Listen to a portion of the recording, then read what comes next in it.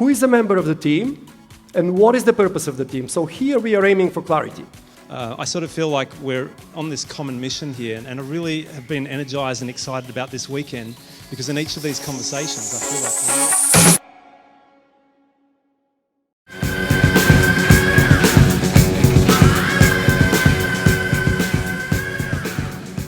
Our presentation today starts with 5 words, which 49 years ago have casted the world in fear and hope, which are still a symbol of the unexpected that calls for urgent action, which for free men and their families meant 1 week struggle for life or death. These 5 words are, Houston, we have a problem. How many of you have worked on a project which have an unexpected change? Okay? And how many of you, this message comes from somebody remote, not same location? Okay, that's the conference.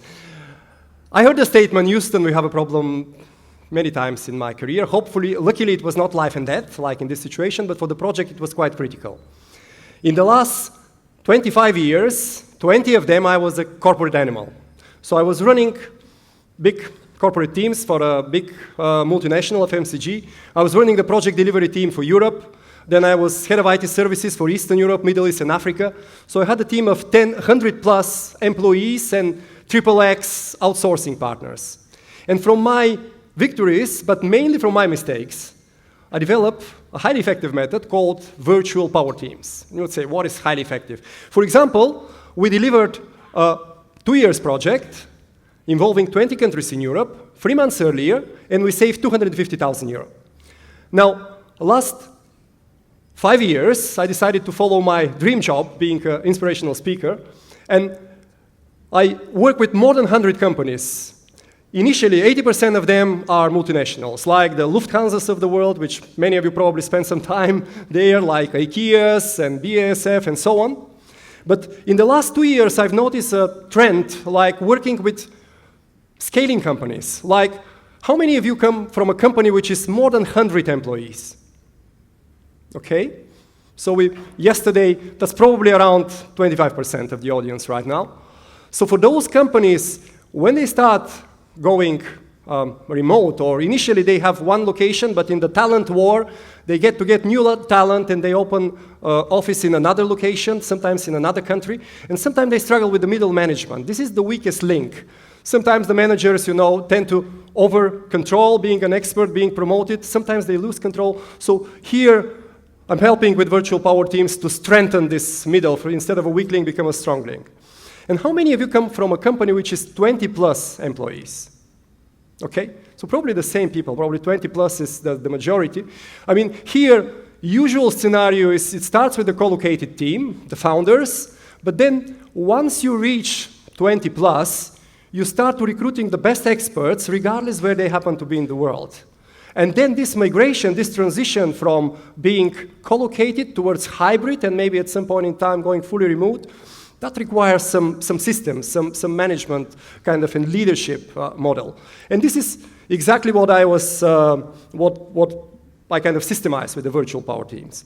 Now, from all these experiences that I had with these large teams and then with these 100 plus customers, I can tell that the virtual teams is like an atom, where you have the nucleus, and then you have various particles flying around. In a virtual team, we aim to retain the gravity despite the distance.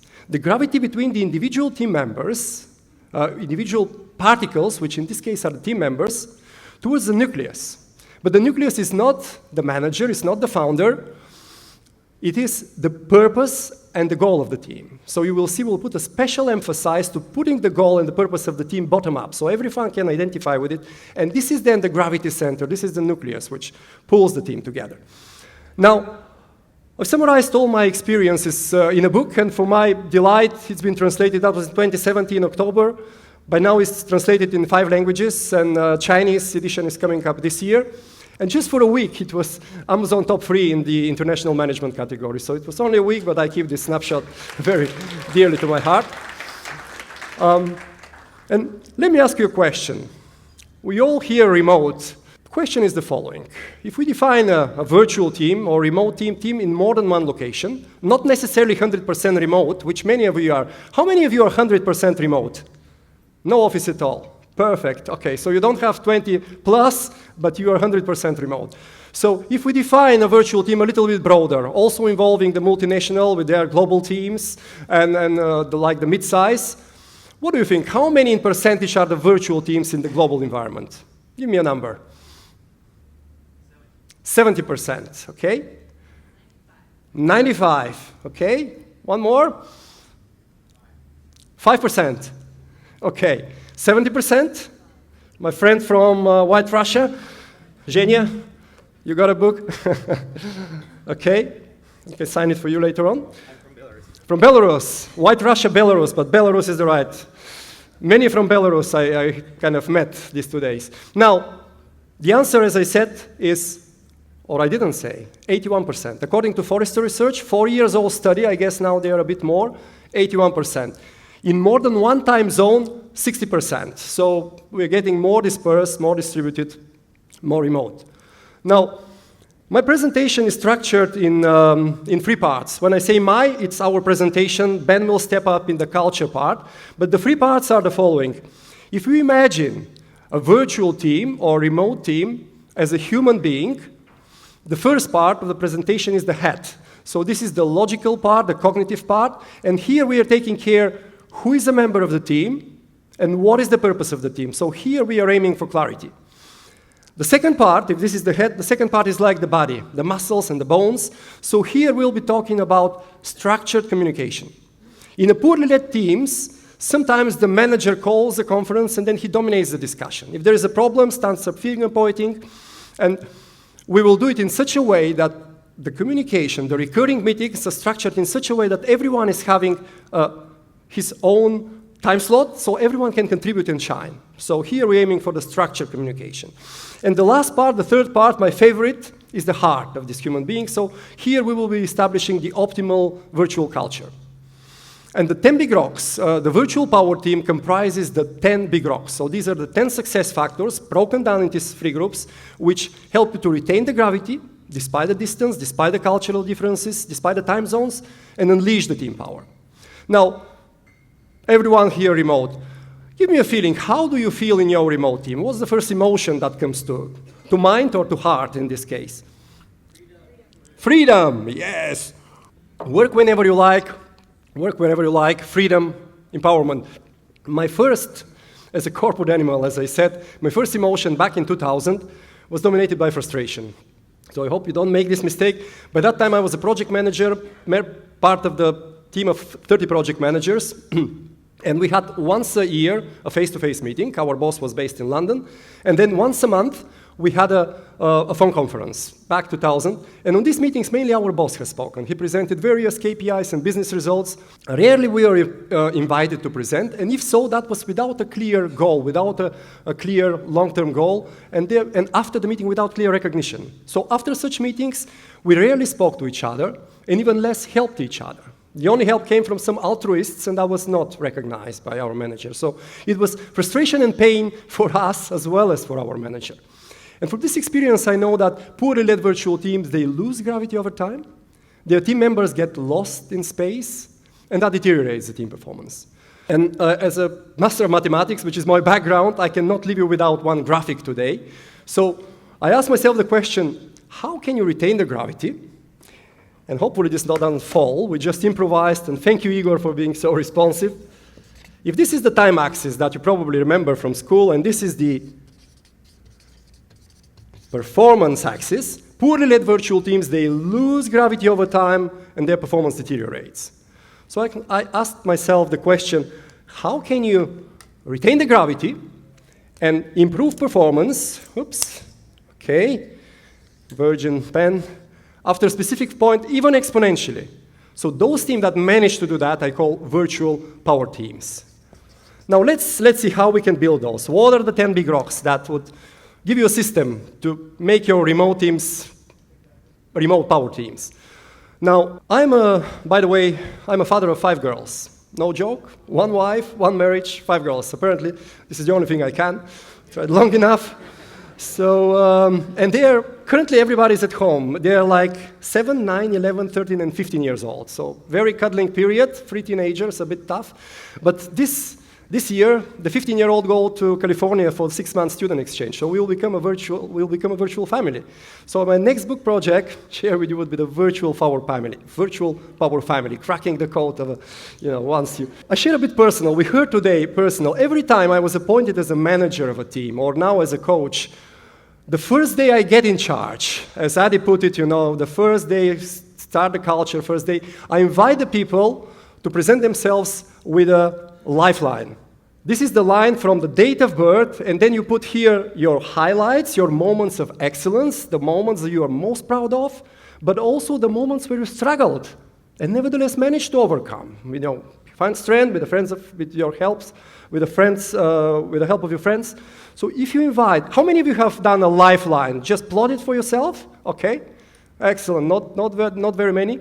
I'll tell you what's the outcome of this exercise. So if you invite your team members to present themselves from this perspective, you'll be amazed. You'll be amazed, first of all, how much they have achieved by their highlights, but also, by their lowlights. Every one of us had difficult moments, and when you share this vulnerability, it's built, so you, on one hand, from the highlights, you find out what makes the heart of each and every one sink, and this is very powerful. Not just you as a founder who probably recruit and ask some questions, but everyone about everyone. We do this in an open format.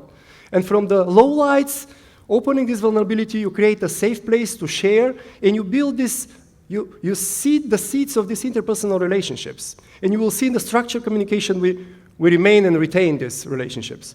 So in each team, the key success factor is trust. We heard a lot of trust for these 2 days, yesterday, Andreas, and so on.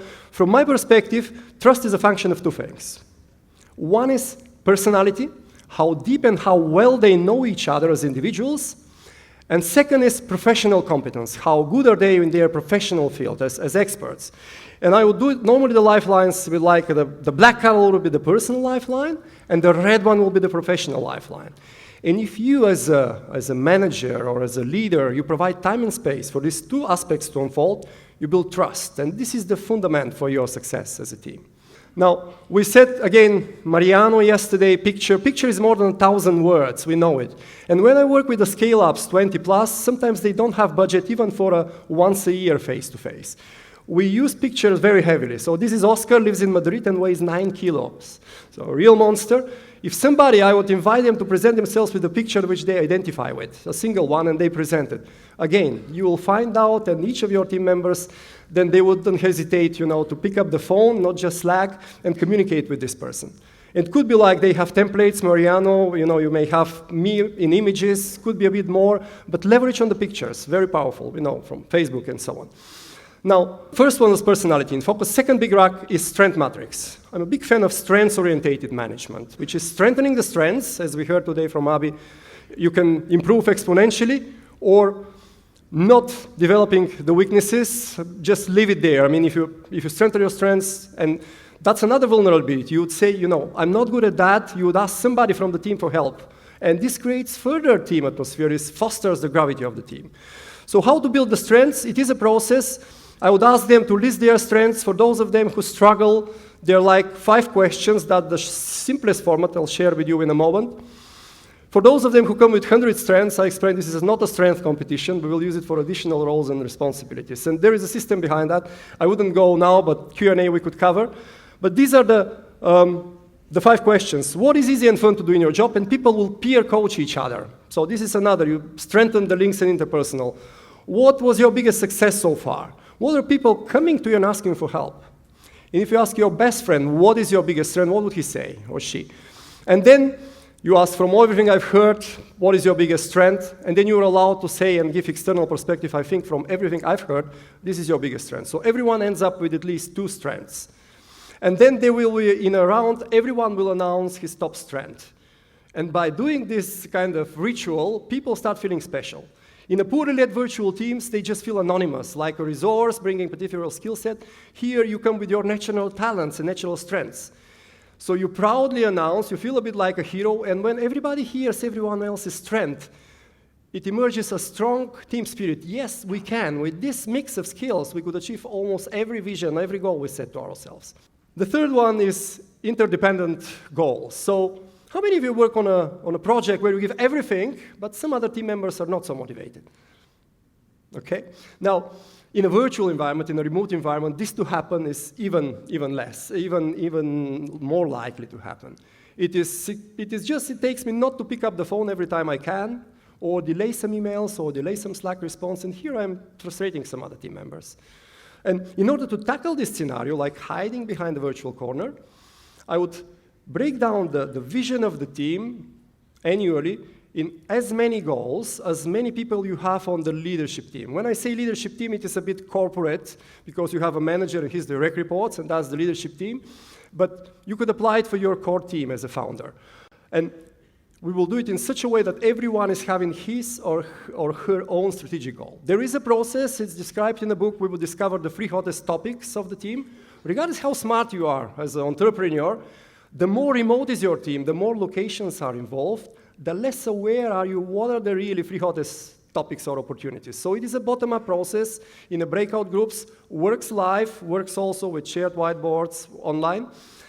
We discover the 3 hottest topics, we convert them into the SMART goals, and then we build roadmaps physically on the floor or on a shared whiteboard. And then there is no delegation, people voluntarily choose what milestone, what sub-goal I take, and they argument it with their strengths. So we make sure it's a voluntary choice, and then this is their strength area. The more you work in your strength area, the more joy you have, the more you are in flow. So everyone from the core team ends up with his or her annual strategic goal, and you will see how in the structured communication we follow this up. How many of you know what is MOOC? Okay, yeah. Massive open online course. Now, I have a client in New York, he runs MOOCs, and he has 35,000 people subscribing to his MOOC. And he's actually teaching modern architecture, but on a case study. He's building resilient schools for Philippines. So after the tsunami destroyed infrastructure in the Philippines, maybe some of you were impacted, the government decided to build a school in such a resilient way, so there will be a school in their own normal time, but in a time of disaster, they could provide shelter for the people. And he was giving advice and tips with a lot of pre-recorded videos how to do that. But his problem was dropout rate. It was six weeks course. After the 5th week, people were just learned enough for free dropping out. Because he was getting his money in the end when people successfully finish the project, get it signed off, and get their certificate. He tried to move the payment in advance. He got only 2,000 subscribing. So we discussed with his team, and what we did was very simple, actually. We've broken down these 35,000 in the groups of 5. Not us, self-organizing. They get together based on proximity and time zones and so on. And in this team of 5, they presented themselves with their lifeline. Each one sharing. And then they discovered their strengths in a peer coaching. And then instead of everyone doing his own project, they did one project as a team of 5. And after the week 5 came, they just couldn't let their teammates down. There was already so much gravity, and that they were dependent on them. So, in fact, he got 22,000 people subscribing, which resulted in almost 500,000 revenue increase with a simple intervention. So personality in focus, discovering the strengths, set the agenda bottom up, simple thing, good result. By the way, the presentation, there are some questions for self-reflection, self-coaching. Feel free to kind of, go through this exercise yourself. Now, we covered this one. The more, because you may have like core team of 5, 7, 10 people, and you break down the strategy in so many goals, they're interdependent, like tooth whales. The more interdependent they are, the less you can deliver alone, the more you need teams. So this fosters the gravity of the team. Second part, the body, before Ben comes, structured communication. So how we ensure, in the end of this 2 days workshop, which would be the foundation workshop for setting up virtual power team, I asked the team, so how often do we meet? And often, particularly in the corporate world, they say once a month, isn't it? Because they have their own team, they have direct reports. I would challenge them and say, let's start once a week. And if this is too much, we will adjust. How many of you have taken part in a phone conference? I guess it's a rhetoric question. How many of you have felt bored in a phone conference? Probably a bit more hands. Now, the antidote to boredom is not what you see or what you hear in this call, but what you do. So I do it in a way, agenda in advance, that everyone is having his slot. And here we will be starting with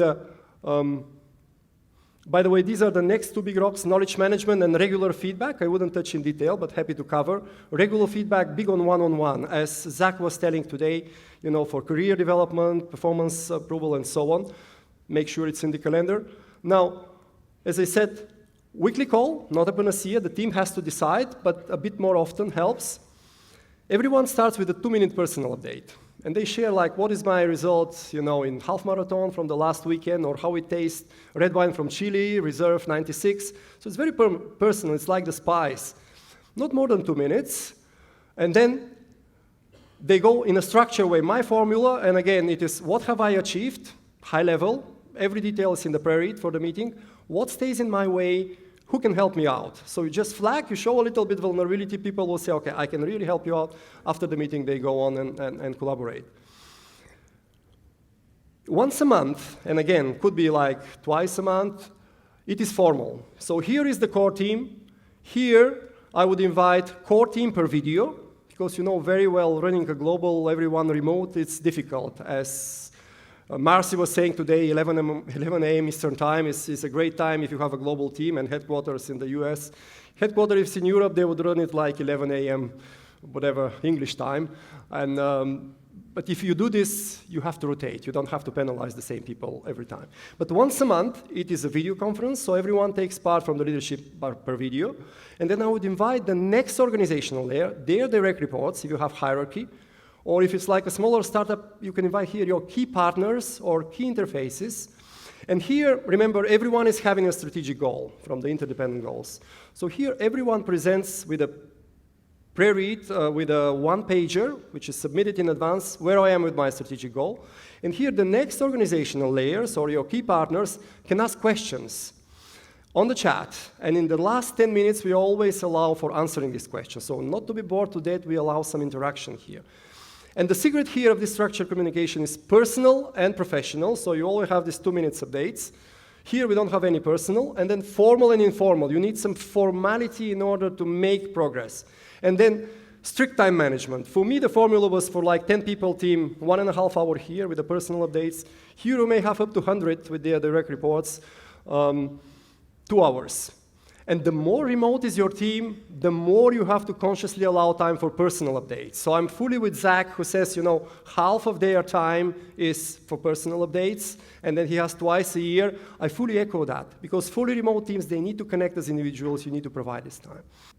Some other questions for self-coaching?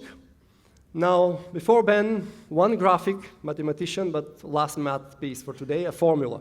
I have formula for everything, including for storytelling. But for the virtual power team, formula looks like this. P plus V plus I divided by S. Any guesses? I'll just move on. P is personality. We know, you can reach to the best experts on the world, providing you can have a strong gravity. V, in this case, is vision, is also my wife's name, a little bit tailor-it, but it stands for you have to look in the same direction. As I said, purpose and goals, do it bottom-up as a team. I is not innovation, I is intimacy. So all these lifelines, all these big personal updates, sharing the weekly highlights and so on, you need this. I mean, you don't have just experts on your team. In order to really go exponential, people have to connect on a heart-to-heart level. S, the less the better, because it's divided, it is self or ego. In the corporate world, many senior managers have their hidden agendas. Agenda that facilitates their career progression, their bonus scheme. So they develop their hidden agenda. Here, we put a lot of emphasis that we set the goal as a team. And then everybody picks his own goal, and we have a big rock for recognition. So with a lot of recognition, you don't have to develop your hidden agenda. So this is the way that we kill the ego factor and we foster the we factor as a team. Now, I'd like to invite Ben, who will give us a case of a 100% remote company, 200 plus people, which have developed a unique culture. Please welcome Ben. Thank you.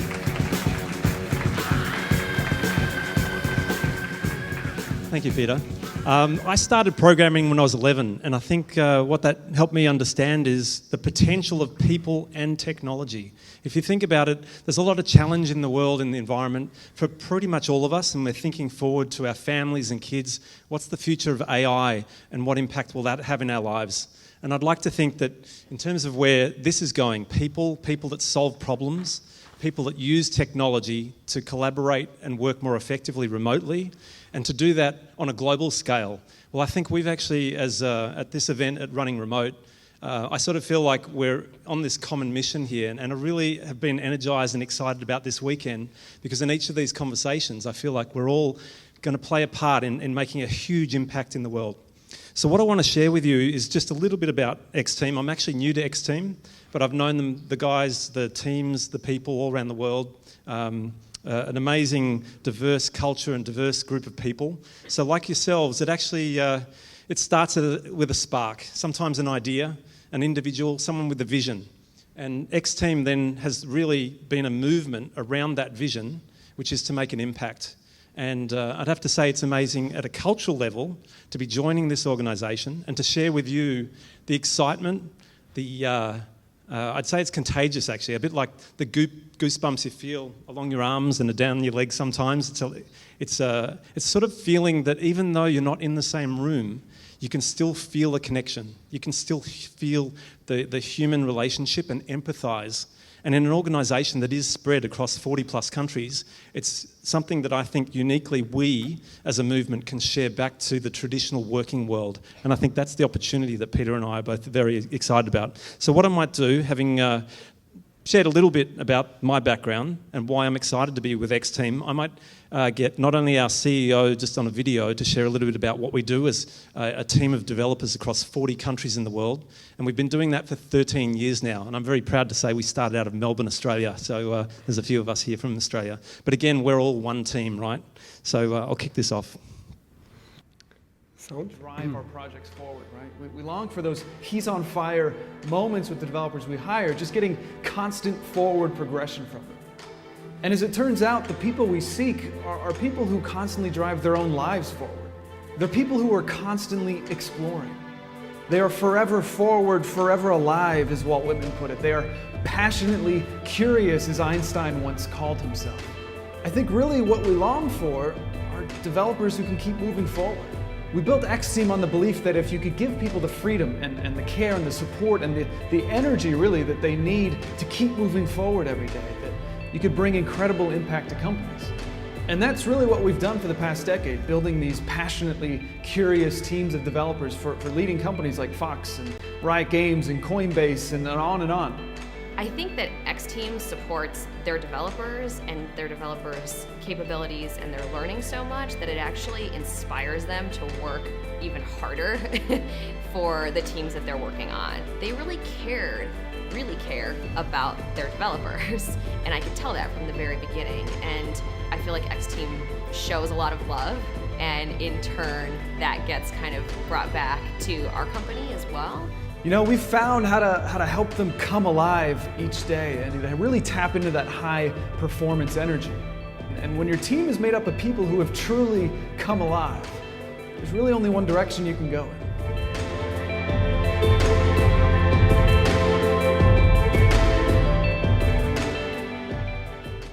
So having listened to all the amazing presentations and the inspiring insights, and I think today particularly I was particularly jazzed because on a Sunday, the second day of an event, to feel as excited and to feel the energy and some of the presentations that have been shared, I wanted to narrow down just a couple of things that I could leave you with so that my time in this short element and linking into Peter's story and insights is how important culture is. Having come into XTeam, it started with 100% trust. That trust is something that enlivens me to be anywhere in the world to do my role, which is around growth and partnerships. I feel the trust of a team distributed around the world, 40 plus countries, where we're not actually working to a time sheet or a clock. We're really motivated by solving problems, working with our partners, working with a team, and infusing that excitement into the projects we work with, and to make that impact together and with our partners. And I'd have to share, I guess, another aspect in that sort of underlies all of this, and that's community. So we ourselves are very much a community driven and motivated by learning, by growth, and that's personally growing and together. So I'll share one other insight that I think is part of that. With 13 years experience, rather than having timesheets that guide our efforts each and every day, it's actually around setting an intention, daily journaling, the tasks and the actions and the steps that we're taking, and then that daily reflection as well. And it can actually be often a lot more than just at the end of the day. But to think about what it is you're learning and what are some of the insights that if you were to share with others looking over your shoulder and in your teams, and even the clients and partners you're going to be working with, to think about how they can learn from you. Because what we've essentially developed is this amazing hyper-learning culture. And that adds to the trust, it adds to the gravity that Peter talks about in terms of virtual power teams. And I personally am very happy to talk with you, take questions and share some of the insights further. But I appreciate all of you here, and thank you. I'm looking forward to meeting more of you as well before we wrap up. Okay. Thank you, Ben. So, just quickly go, that's the heart that I promised. The third part, recognition. If I have one secret being, with 6 ladies at home, 5 girls and a wife, it's praise, praise, praise. So make sure you praise the results. If there are no results, praise the behavior, the team supporting behaviors. You'll be amazed. Diversity. If you have a multicultural team, like everyone remote, sometimes, you have 20 employees in 20 countries. I'll share one example quickly. There was a project, that was a global FMCG company, $1 billion project. Chinese traders were buying their goods and putting them on Alibaba in 10 countries, Australia, France, Germany, UK, Netherlands, and some others. VP Business Development tried to, spoke to the GMs, general managers in this country, say, get together, accumulate the volume, and let the Chinese GM make a deal. Nothing happened. So get organized, as Andreas said, let's set up a project. So we were in Amsterdam just for a day. Their time is very precious. And we've broken down this 12-people project team from 10 different countries on 3 scales. So we did hierarchical scale, egalitarian versus hierarchical. Hierarchical, wait for permission, ask for the boss. Egalitarian, you take initiative. They choose their optimal position as a team. And in fact, they've chosen first a position which was more egalitarian, so involving the Chinese up to the project mandate, and they go more in hierarchical mode. Now go on and deliver. Second scale decision making, top-down versus consensus. Americans, quite a few in the room. If you're not quick decision maker, you're a bad leader, kind of. Top-down is very well accepted. Germany, on the other hand, hierarchical, but when it comes to decision maker, long consultation period, make a decision, quick execution. If the environment changed, the American leader may change the decision, frustrate the hell out of the Germans. So again, give them the transparency, they pick the position, they reflect what does it mean for me, what does it mean for our leader, and you establish the optimal team culture chosen by the team. Third is confrontational versus non-confrontational style. Countries like Dutch, France, they're very confrontational for the sake of the debate. It may insult some of the Asian counterparts. Once this becomes transparent, they consciously choose and commit to make a change. Team culture emerges. So in this case, they just achieved 0.1 profitability increase based on this deal. It resulted in $80 million profit. Winning spirit. I know I have probably 2 minutes. 2006, 2007, this is the 2 years project. I was running, that was a global program involving 20 countries in Europe, moving them to the global shared services unit. So IT was done locally, moving now to the global shared services. I had 2 people full-time on the team, German lady Lena speaking 5 languages and top organized, and then Uzbek guy Jamshid, like larger than life individual. We have many Belarus people here. Initially, once, and we were supported by 5 global experts. Initially, when I got this European project, I was enthusiastic, first trips to Kuala Lumpur where the global shared services were set. But after the first 3 months, I've noticed that sometimes I'm trying to be the smartest person in the room.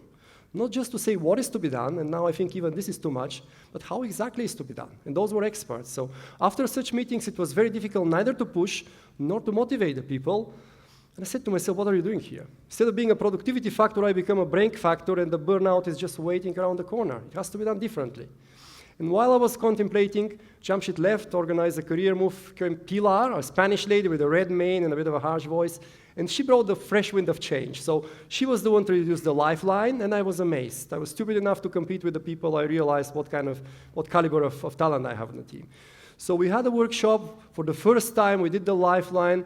We did for the first time bottom-up goal setting. I was amazed by the effectiveness. It was not as streamlined as now, but it is a big cultural change. 6 months down the road, we were 5. Erwin and Mark joined. I went to the project board and suggested if we finish this 2 years project 3 months earlier, I suggest that all 30 people involved in the project, 5 European experts, 5 global, and 20 part-time, we go to Tenerife, Canary Islands, for 2 days.